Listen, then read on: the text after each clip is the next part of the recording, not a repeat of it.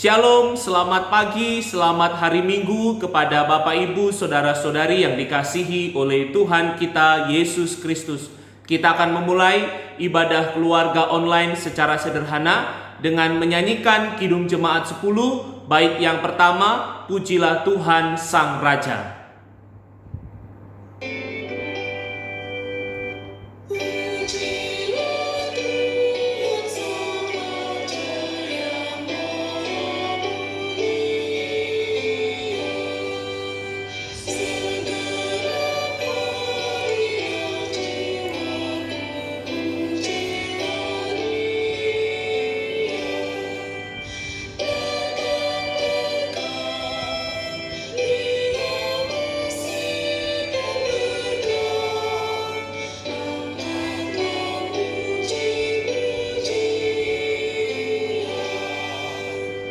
Votum dan salam.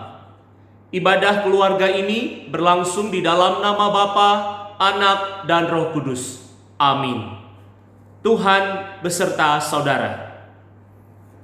Tema ibadah minggu hari ini adalah siap untuk ditolak.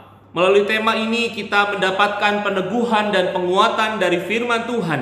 Bagaimana kita tetap memberitakan kebenaran firman Tuhan sekalipun mengalami penolakan.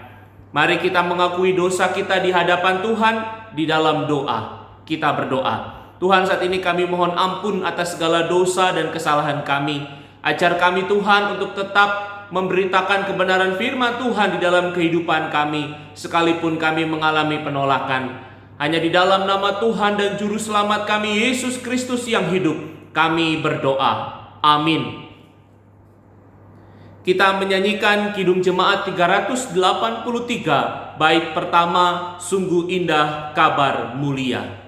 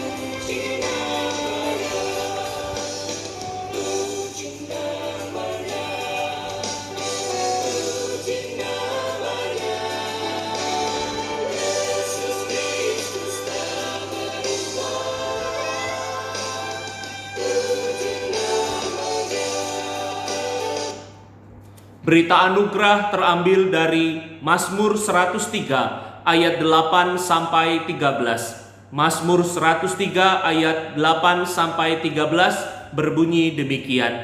Tuhan adalah penyayang dan pengasih, panjang sabar dan berlimpah kasih setia. Tidak selalu Ia menuntut dan tidak untuk selama-lamanya Ia mendendam. Tidak dilakukannya kepada kita setimpal dengan dosa kita, dan tidak dibalasnya kepada kita setimpal dengan kesalahan kita. Tetapi setinggi langit di atas bumi, demikian besarnya kasih setianya atas orang-orang yang takut akan Dia. Sejauh timur dari barat, demikian dijauhkannya daripada kita pelanggaran kita. Seperti Bapa sayang kepada anak-anaknya, demikian Tuhan sayang kepada orang-orang yang takut akan Dia. Demikianlah berita anugerah dari Tuhan. Sebelum kita merenungkan firman Tuhan, kita menyanyikan Kidung Jemaat 355, bait pertama, Yesus Memanggil.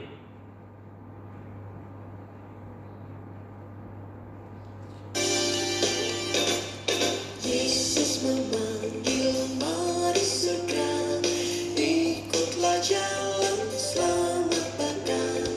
Jangan sesat, dengar sabdanya, hai marilah segera.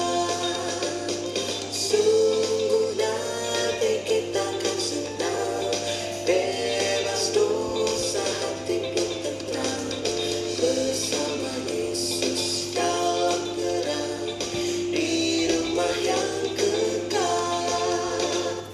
Kita berdoa. Tuhan, saat ini kami akan membaca dan merenungkan firman-Mu. Biarlah Roh Kudus bekerja memberi kami hikmat agar kami mengerti firman Tuhan dan kami belajar untuk melaksanakan firman Tuhan dalam kehidupan kami sehari-hari. Hanya di dalam nama Tuhan Yesus kami sudah berdoa. Amin. Pembacaan Alkitab terambil dari Injil Markus pasal 6 ayat 1 sampai 13. Markus pasal 6 ayat 1 sampai 13. Berbunyi demikian. Kemudian Yesus berangkat dari situ dan tiba di tempat asalnya, sedang murid-muridnya mengikuti Dia. Pada hari Sabat Ia mulai mengajar di rumah ibadat dan jemaat yang besar takjub ketika mendengar Dia dan mereka berkata, "Dari mana diperolehnya semuanya itu? Hikmat apa pulakah yang diberikan kepadanya? Dan mujizat-mujizat yang demikian bagaimanakah dapat diadakan oleh tangannya? Bukankah Ia ini tukang kayu, anak Maria, saudara Yakobus, Yoses, Yudas, dan Simon? Dan bukankah saudara-saudaranya yang perempuan ada bersama kita?" Lalu mereka kecewa dan menolak Dia. Maka Yesus berkata kepada mereka, "Seorang nabi dihormati di mana-mana kecuali di tempat asalnya sendiri, di antara kaum keluarganya dan di rumahnya. Ia tidak dapat mengadakan satu mujizat pun di sana, kecuali menyembuhkan beberapa orang sakit dengan meletakkan tangannya atas mereka." Ia merasa heran atas ketidakpercayaan mereka. Lalu Yesus berjalan keliling dari desa ke desa sambil mengajar. Ia memanggil ke-12 murid itu dan mengutus mereka berdua-dua. Ia memberi mereka kuasa atas roh-roh jahat dan berpesan kepada mereka supaya jangan membawa apa-apa dalam perjalanan mereka kecuali tongkat, roti pun jangan, bekal pun jangan, uang dalam ikat pinggang pun jangan. Boleh memakai alas kaki tetapi jangan memakai dua baju. Katanya selanjutnya kepada mereka, "Kalau di suatu tempat kamu sudah diterima dalam suatu rumah, tinggallah di situ sampai kamu berangkat dari tempat itu. Dan kalau ada suatu tempat yang tidak mau menerima kamu, dan kalau mereka tidak mau mendengarkan kamu, keluarlah dari situ dan kebaskanlah debu yang di kakimu sebagai peringatan bagi mereka." Lalu pergilah mereka memberitakan bahwa orang harus bertobat, dan mereka mengusir banyak setan dan mengoles banyak orang sakit dengan minyak dan menyembuhkan mereka. Demikianlah firman Tuhan. Yang berbahagia ialah setiap kita yang mendengarkan firman Tuhan dan yang memeliharanya. Haleluya. Siap untuk ditolak. Menyampaikan kebenaran firman Allah tidak selalu mudah, terlebih ketika firman itu mengandung kebenaran yang tidak sesuai dengan keinginan para pendengarnya. Orang yang menyampaikan firman bisa saja mendapatkan penolakan, bahkan pengusiran. Fakta ini bukan cerita baru dalam sejarah kekristenan. Penolakan yang dihadapi oleh pembawa firman Allah dapat mempengaruhi si pembawa firman tersebut. Apabila penolakan itu semakin kuat dan mengancam hidupnya, maka si pembawa firman akhirnya berhenti menyampaikan kebenaran itu. Tentu ini bukan hal yang mudah untuk dihadapi dan dijawab. Karena itu melalui firman Tuhan kita diteguhkan dan dikuatkan kembali bagaimana kita dapat memberitakan firman Allah. Penolakan yang dialami oleh Tuhan Yesus di Nazaret saat mengajar di rumah ibadat oleh jemaat yang besar di sana mengandung dua makna. Yang pertama, sumber otoritas kuasa mengajar dan melakukan mukjizat. Hal ini terlihat dari pertanyaan orang-orang Nazaret itu, dari mana diperolehnya semuanya itu?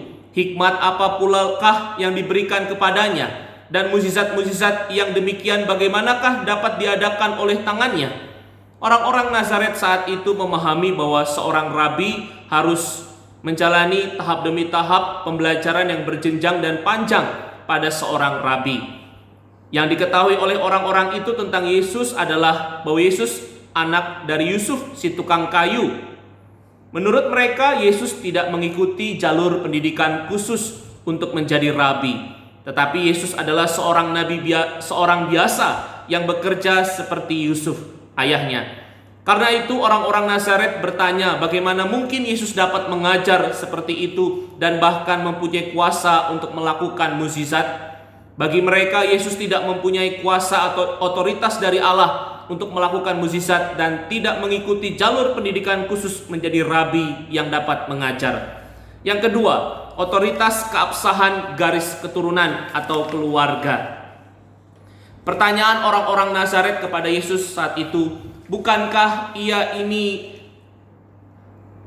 tukang kayu, anak Maria, saudara Yakobus, Yoses, Yudas dan Simon? Dan bukankah saudara-saudaranya yang perempuan ada bersama kita? Pada umumnya orang-orang Nazaret menyebut nama orang dengan menyebut nama ayah orang itu. Karena itu seharusnya mereka menyebut Yesus sebagai anak Yusuf. Tetapi mereka justru menyebut Yesus sebagai anak Maria. Ini artinya orang-orang Nazaret sedang melecehkan Tuhan Yesus dan memandang rendah keturunan dari keluarga Yesus. Karena itu mereka menolak Tuhan Yesus. Hal inilah yang kemudian menggenapi apa yang dinubuatkan oleh Nabi Yesaya, bahwa seorang nabi dihormati di mana-mana kecuali di tempat asalnya sendiri. Itu yang dialami oleh Tuhan Yesus.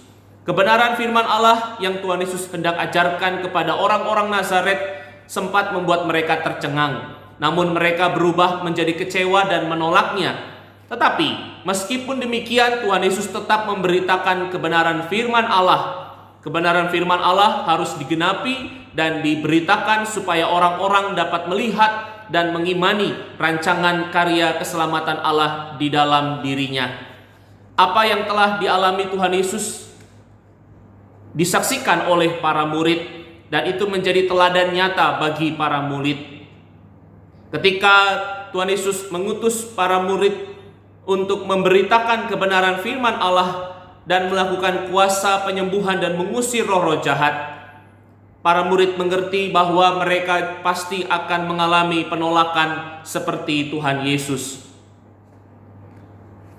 Tetapi penolakan itu tidak boleh menghentikan pemberitaan firman Allah. Karena itu Tuhan Yesus memberi pesan atau perintah kepada murid-muridnya, kalau di suatu tempat kamu sudah diterima dalam suatu rumah, tinggallah di situ sampai kamu berangkat dari tempat itu. Dan kalau ada suatu tempat yang tidak mau menerima kamu, dan kalau mereka tidak mau mendengarkan kamu, keluarlah dari situ dan kebaskanlah debu yang di kakimu sebagai peringatan bagi mereka. Pesan Tuhan Yesus ini mau mengatakan bahwa karya keselamatan Allah tidak boleh dipaksakan kepada orang lain. Karena di dalam pemberitaan kebenaran keselamatan Allah membutuhkan respon penerimaan dari orang yang mendengarkannya.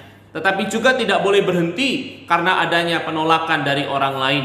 Karena itu para murid belajar untuk bergantung penuh pada pemeliharaan Allah, bukan bergantung pada penerimaan atau penolakan orang lain. Jemaat Tuhan yang mengasihi Tuhan Yesus, marilah kita belajar dan meneladani Tuhan Yesus dan murid-muridnya yang selalu semangat dan tekun dalam memberitakan kebenaran firman Allah kepada sesama. Baik kita mengalami penerimaan atau penolakan dari orang lain dalam memberitakan firman Allah, kita tidak boleh menggantungkan diri kita kepada manusia, melainkan kita selalu bersandar atau bergantung pada Allah yang selalu setia memelihara, menjaga, menolong, dan memberkati kita. Ketika kita mengalami penolakan dalam memberitakan kebenaran firman Allah, kita tidak perlu memaksakan mereka harus menerima pemberitaan itu. Tetapi kita tetap terus melangkah memberitakan kebenaran firman Allah kepada sesama yang lainnya. Kita dapat mendoakan orang yang menolak itu agar Roh Kudus mengetuk dan menggerakkan hati pikiran orang itu agar sadar dan mau menerima kebenaran firman Allah. Pemberitaan firman Allah yang kita lakukan kepada sesama juga ditentukan bagaimana sikap dan perilaku kita yang benar-benar mencerminkan kebenaran firman Allah yang kita beritakan. Sungguh ironis bila kita berkobar-kobar memberitakan kebenaran firman Allah kepada sesama, tetapi tutur kata, sikap dan perilaku kita bertentangan dengan kebenaran firman Allah tersebut. Dengan perkataan dan perbuatan kita yang selaras dan mencerminkan kebenaran firman Allah, maka hidup kita menjadi inspirasi dan motivasi kepada sesama kita untuk mereka tertarik dan bersedia mendengarkan kebenaran firman Allah. Maka dengan kuasa Roh Kudus, orang itu akan bisa menjadi percaya dan menghidupi firman Allah di dalam kehidupannya. Bila hal itu terjadi, di dalam kehidupan sesama kita, maka kita telah menjadi murid-murid Tuhan Yesus yang melakukan kehendak-Nya dan menghadirkan kemuliaan Allah. Karena itu Bapak Ibu Saudara, mari kita terus berjuang memberitakan kebenaran firman Allah di tengah tantangan dan realita kehidupan ini. Meski kita ditolak, namun kita harus tetap semangat dan tekun melaksanakan pemberitaan kebenaran firman Allah di dalam kehidupan ini. Selamat hari Minggu, Tuhan Yesus memberkati kita. Amin. Pengakuan iman rasuli. Bersama dengan gereja Tuhan di segala abad dan tempat, marilah kita mengikrarkan pengakuan iman rasuli yang berbunyi demikian. Aku percaya kepada Allah, Bapa yang Maha Kuasa, Khalik langit dan bumi, dan kepada Yesus Kristus, anaknya yang tunggal Tuhan kita, yang dikandung dari Roh Kudus, lahir dari anak darah Maria, yang menderita sengsara di bawah pemerintahan Pontius Pilatus, disalibkan, mati dan dikuburkan, turun ke dalam kerajaan maut. Pada hari ketiga bangkit pula dari antara orang mati, naik ke sorga, duduk di sebelah kanan Allah Bapa yang Maha Kuasa, dan dari sana Ia akan datang untuk menghakimi orang yang hidup dan yang mati. Aku percaya kepada Roh Kudus, gereja yang kudus dan am, persekutuan orang kudus, pengampunan dosa, kebangkitan orang mati, dan hidup yang kekal. Amin. Mari kita memberikan persembahan syukur kepada Tuhan. Firman Tuhan terambil dari 1 Tawarikh 16 ayat 29. 1 Tawarikh 16 ayat 29 berbunyi demikian. Berilah kepada Tuhan kemuliaan namanya, bawalah persembahan dan masuklah menghadap Dia. Sujudlah menyembah kepada Tuhan dengan berhiaskan kekudusan. Kita memuji Tuhan menyanyikan Kidung Jemaat 367, bait pertama, Padamu Tuhan dan Allahku.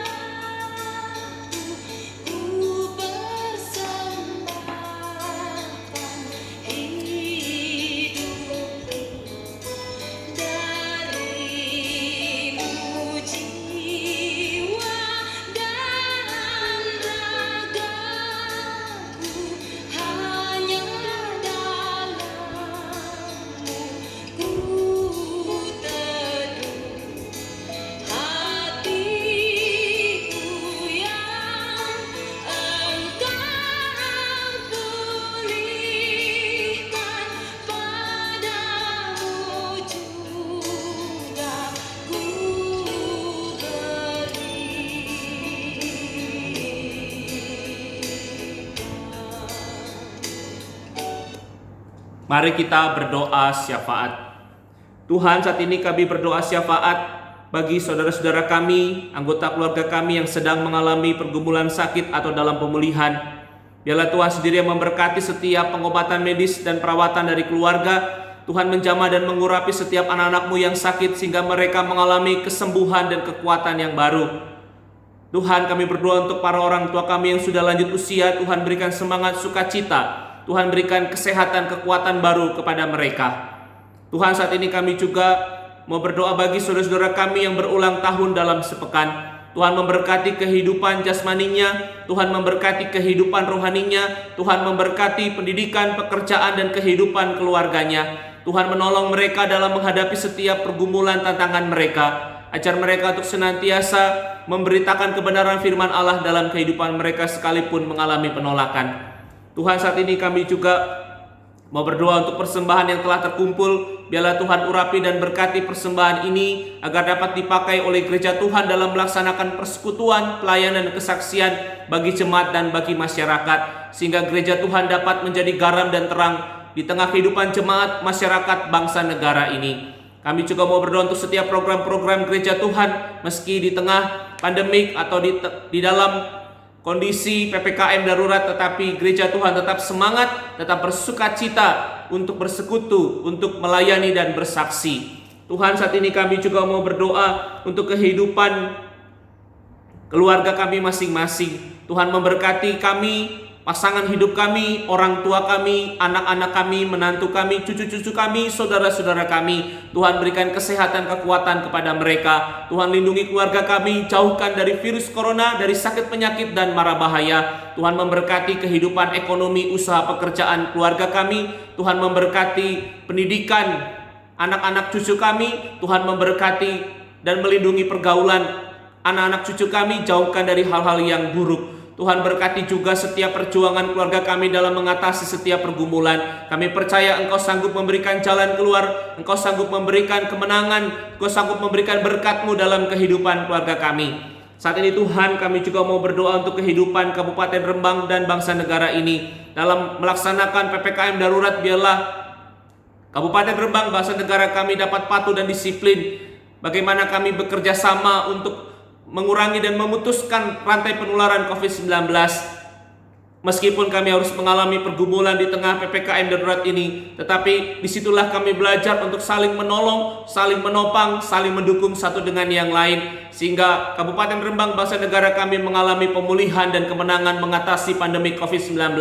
Tuhan berkati juga para pemimpin bangsa kami, instansi pemerintahan, TNI dan Polri, gugus tugas, dan tim medis Tuhan dalam melaksanakan tugas dan tanggung jawab mereka. Tuhan lindungi mereka semua, jauhkan dari virus corona, jauhkan dari mara bahaya. Tuhan berkati setiap program kebijakan mereka sehingga dapat mendukung terlaksananya pemulihan, terlaksananya pembangunan Kabupaten Rembang, bangsa negara kami menjadi lebih baik. Terima kasih Tuhan, kami serahkan seluruh permohonan doa hidup dan masa depan kami hanya ke dalam nama Tuhan dan Juru Selamat kami Yesus Kristus yang hidup. Amin. Kita menyanyikan Kidung Jemaat 426. Bait yang pertama, kita harus membawa berita.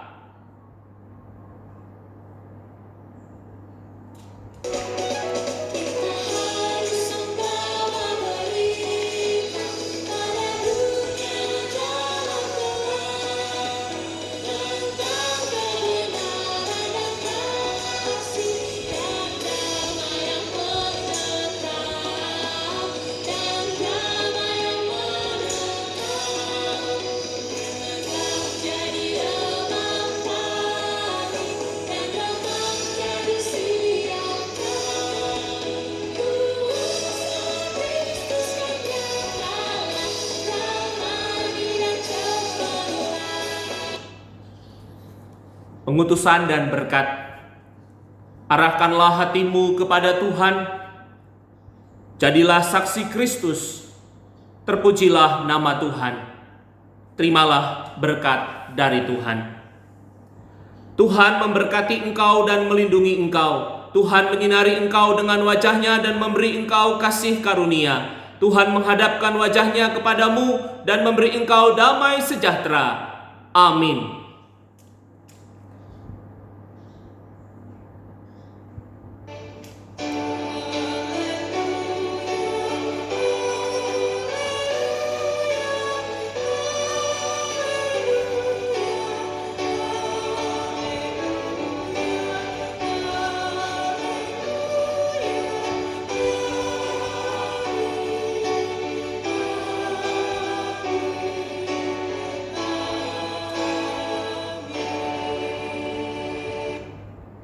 Ibadah keluarga online telah selesai.